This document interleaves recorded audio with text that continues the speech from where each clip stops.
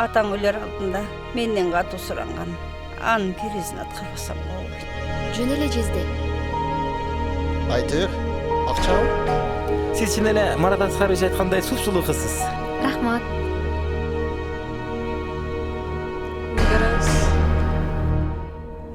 Көбүрөөк суммадагы каражат керектелет.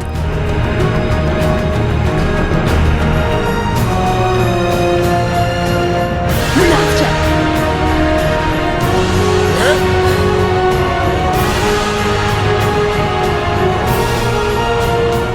Арыз жазасыз. Анан көрөбүз. Рахмат сизге. Сага үйлөнгөнгө болбойт да.